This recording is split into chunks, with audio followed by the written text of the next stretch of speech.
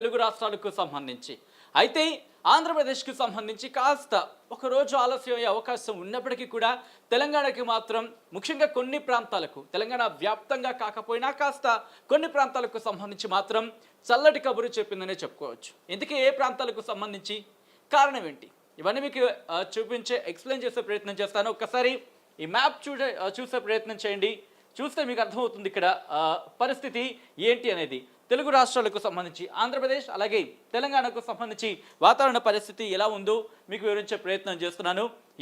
ఇక్కడ మీరు చూస్తే కనుక ఉత్తర కోస్తా ఆంధ్ర నుంచి రాయలసీమ మీదుగా దక్షిణ తమిళనాడు వరకు కూడా ఉపరితల ద్రోణి ఏర్పడింది.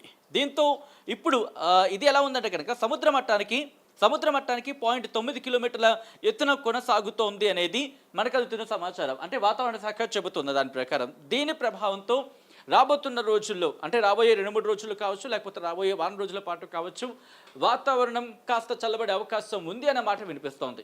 ఉభయ తెలుగు రాష్ట్రాలకు సంబంధించి ఏ ప్రాంతాల మీద ఏ విధంగా ఎఫెక్ట్ ఉంది అనేది ఒకసారి వాతావరణ శాఖ ఇచ్చిన రిపోర్ట్లో క్లియర్గా చూసే ప్రయత్నం చేద్దాం.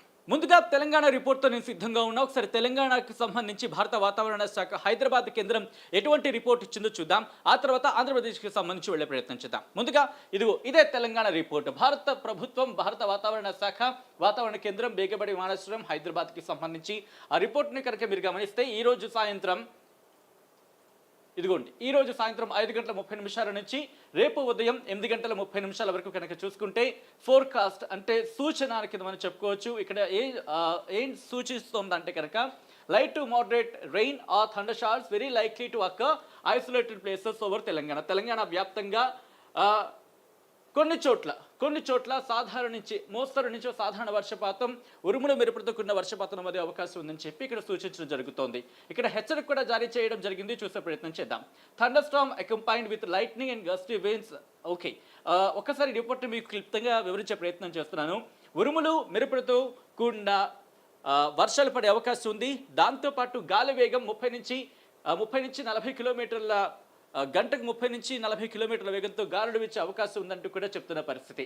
ఎక్కడ అంటే కనుక ఆదిలాబాద్, కొమరంభీం, ఆసిఫాబాద్, మంచిర్యాల, నిర్మల్, నిజామాబాద్, జగిత్యాల్, రాజన్న సిరిసిల్ల, కరీంనగర్, పెద్దపల్లి, జయశంకర్ భూపాలపల్లి, ములుగు, వరంగల్, హనుమకొండ, సిద్దిపేట్, కామారెడ్డి డిస్ట్రిక్ట్స్ ఆఫ్ తెలంగాణ. ఈ జిల్లాలకు సంబంధించి ముఖ్యంగా ఉరుములు మెరుపులతో కూడిన వర్షం గంటకు 30 నుంచి 40 కిలోమీటర్ల వేగంతో గాలులు వీసే అవకాశం ఉందంటూ కూడా వాతావరణ శాఖ చెబుతోంది. అలాగే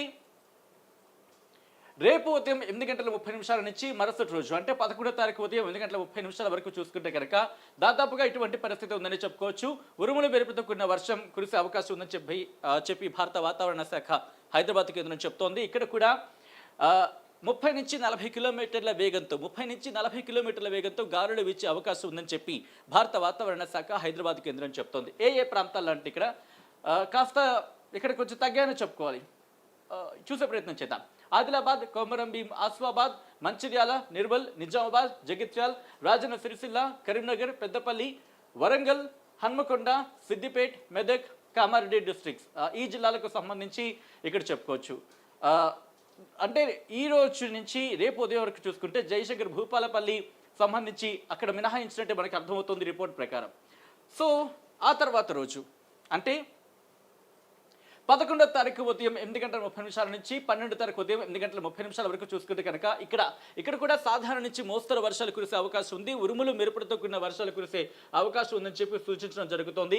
హెచ్చరిక విషయానికి వస్తే కనుక ఎల్లో అలర్ట్ని జారీ చేస్తుంది. అంటే ఇది ఇంకా మనం గమనిస్తూ ఉండాలి అని హెచ్చరిక కింద చెప్పుకోవచ్చు. ఇక్కడ ఏంటి హెచ్చరికలు జారీ చేస్తుందంటే కనుక ఇక్కడ కూడా అంటే ఉరుములు మెరుపులతో కూడిన వర్షాలు కురిసే అవకాశం ఉంది. 30కి అంటే గాలి వేగం గంటకు 30 నుంచి 40 కిలోమీటర్ల వేగంతో గాలులు వీచే అవకాశం ఉందని చెప్పి భారత వాతావరణ శాఖ హైదరాబాద్ కేంద్రం చెప్తోంది. ఏ ప్రాంతాలు, ఏ జిల్లాలు గమనిద్దాం. కొమరంభీం, ఆసిఫాబాద్, అలాగే ఆదిలాబాద్, మంచిర్యాల, నిర్మల్, నిజామాబాద్, జగిత్యాల్, రాజన్న సిరిసిల్ల, కరీంనగర్, పెద్దపల్లి, ఖమ్మం, నల్గొండ, సూర్యాపేట్, జనగాం, యాదాద్రి భువనగిరి, రంగారెడ్డి, హైదరాబాద్, మేడ్చల్, మల్కాజ్గిరి, సంగారెడ్డి, మెదక్, కామారెడ్డి. ఇక్కడ చూసుకుంటే కనుక అంటే 11వ తారీఖు వరకు మనం గమనిస్తే ముఖ్యంగా ఉత్తర తెలంగాణకు సంబంధించి ఆ ఎఫెక్ట్ ఎక్కువ ఉంటే ఇటు మనకి దక్షిణ తెలంగాణ వైపు కూడా ఈ వాతావరణ పరిస్థితి కంటిన్యూ అవకాశం ఉంది. ఎప్పుడు అంటే కనుక 12వ తారీఖు నుంచి.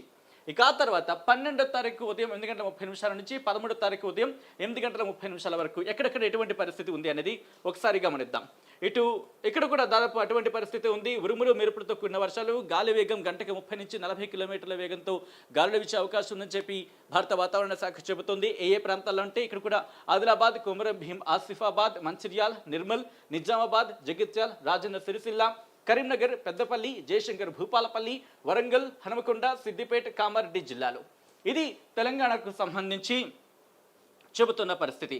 ఆ మరుసటి రోజుకి కేవలం సూచన మాత్రమే ఉంది. అంటే 13వ తారీఖు చూసుకుంటే సాధారణ నుంచి మోస్తరు వర్షాలు కురిసే అవకాశం ఉంది.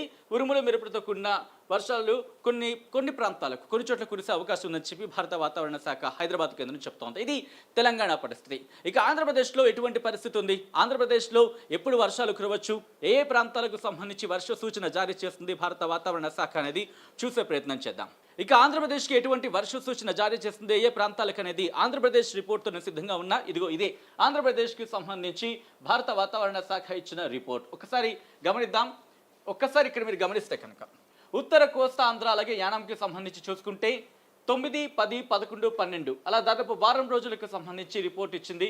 సో ఇక్కడ మనం గమనిస్తే 9వ తారీఖు వాతావరణ సూచన, వాతావరణ హెచ్చరిక ఇది ఉత్తర కోస్తా ఆంధ్ర అలాగే యానాంకి సంబంధించి వాతావరణ సూచన చూసుకుంటే వాతావరణం పొడిగా ఉండే అవకాశం ఉంది అంటూనే ఇటు హెచ్చరిక వేడి, తేమ మరియు అసౌకర్యమైన వాతావరణం 1 లేదా 2 చోట్ల ఏర్పడే అవకాశం ఉందని చెప్పి భారత వాతావరణ శాఖ హెచ్చరిక జారీ చేస్తుంది. ఇటువంటి పరిస్థితి 2 రోజులు కొనసాగే అవకాశం ఉంది. అంటే ఈరోజు, రేపు అలాగే దాంతోపాటు 11వ తారీఖుకి సంబంధించి అంటే 10 నుంచి 11 అంటే రేపు ఉదయం 8:30 నుంచి మరుసటి రోజు ఉదయం అంటే 11వ తారీఖు ఉదయం 8:30 వరకు కూడా ఇటువంటి పరిస్థితి ఉంది. ఇక 11 నుంచి 15 వరకు చూసుకుంటే కనుక ముందుగా 11 తేలికపాటి నుంచి ఒక మోస్తరు వర్షాలు కురిసే అవకాశం ఉంది. ఉరుములతో కూడిన జల్లులు 1 లేదా 2 చోట్ల కురిసే అవకాశం ఉందని చెప్పి భారత వాతావరణ శాఖ చెబుతోంది.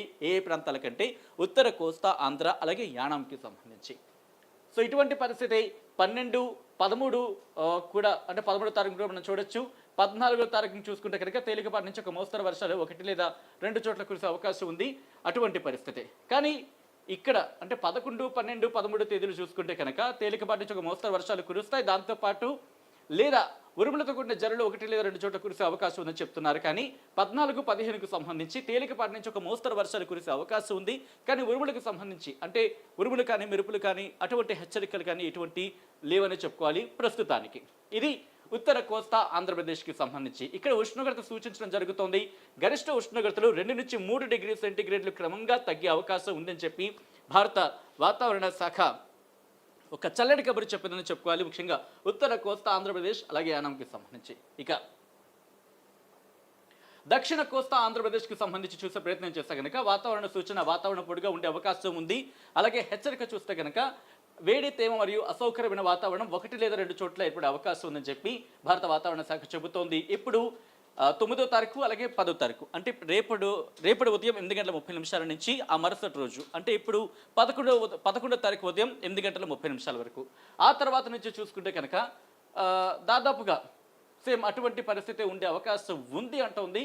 ఇక్కడ మీరు చూసుకుంటే ఉష్ణోగ్రత సూచన కనుక ఇక్కడ మనం గమనిస్తే గరిష్ట ఉష్ణోగ్రతలు 2 నుంచి 3 డిగ్రీ సెంటీగ్రేడ్లు క్రమంగా తగ్గే అవకాశం ఉందని చెప్పి భారత వాతావరణ శాఖ చెబుతోంది. అక్కడి నుంచి హెచ్చరిక లేదు. ముఖ్యంగా ఆ లాస్ట్ 2 డేస్కి సంబంధించి ఇంకా అందుబాటులో లేదు అనేది చెప్తోంది. ముందు అప్డేట్ చేసే ప్రయత్నం చేస్తుంది. ఇక రాయలసీమ విషయాన్ని చూద్దాం. రాయలసీమలో కూడా వాతావరణ సూచన గమనిస్తే వాతావరణం పొడిగా ఉండే అవకాశం ఉందని చెప్పి భారత వాతావరణ శాఖ చెబుతోంది. ఇదే పరిస్థితి 3 రోజులు కొనసాగే అవకాశం ఉంది. హెచ్చరిక కనుక గమనిస్తే వేడి, తేమ మరియు అసౌకర్యమైన వాతావరణం 1 లేదా 2 చోట్ల ఏర్పడే అవకాశం ఉందని చెప్పి చెబుతోంది. ఇదే పరిస్థితి 3 రోజులు కొనసాగే అవకాశం ఉంది. ఉష్ణోగ్రత సూచన చూసుకుంటే కనుక గరిష్ట ఉష్ణోగ్రతలు 2 నుంచి 3 డిగ్రీ సెంటీగ్రేడ్లు క్రమంగా తగ్గే అవకాశం ఉందని చెప్పి చెబుతోంది. ఇక అక్కడి నుంచి అంటే 9, 10, 11 అయింది. 12, 13, 14, 15 అలా కనుక మనం గమనిస్తే ఇక్కడ పరిస్థితి ఎలా ఉంది అంటే కనుక రాయలసీమకు సంబంధించి తేలికపాటి నుంచి ఒక మోస్తరు వర్షాలు కురిసే అవకాశం 1 లేదా 2 చోట్ల ఉందని చెప్పి ఎప్పుడు అనేది ఒకసారి మీకు మళ్ళీ చూపించే ప్రయత్నం చేస్తున్నాను. ఇదిగోండి 12వ తారీఖు 12, 13, 14, 15 ఎస్ 12, 13, 14, 15 కనుక మనం గమనిస్తే తేలికపాటి నుంచి ఒక మోస్తరు వర్షాలు 1 లేదా 2 చోట్ల కురిసే అవకాశం ఉందని చెప్పి చెబుతోంది. అది వాతావరణ సూచన. హెచ్చరిక కనుక గమనిస్తే ఉరుములతో కూడిన మెరుపులు 1 లేదా 2 చోట్ల సంభవించే అవకాశం ఉందని చెప్పి భారత వాతావరణ శాఖ చెబుతోంది. ఇటువంటి పరిస్థితి ఆ మరుసటి రోజు కూడా కొనసాగే అవకాశం ఉంది. ఆ తర్వాత రోజు అంటే 14, 15 కనుక మనం గమనిస్తే తేలికపాటి నుంచి ఒక మోస్తరు వర్షాలు 1 లేదా 2 చోట్ల కురిసే అవకాశం ఉందని చెప్పి చెబుతోంది. ఆ తర్వాత హెచ్చరికలకు సంబంధించి ఇంకా అందుబాటులో లేదు అనేది భారత వాతావరణ శాఖ ఆంధ్రప్రదేశ్కి సంబంధించి అమరావతి కేంద్రం చెబుతున్న పరిస్థితి. ఇది తెలంగాణ అలాగే ఆంధ్రప్రదేశ్కి సంబంధించి మనం చూసిన పరిస్థితి.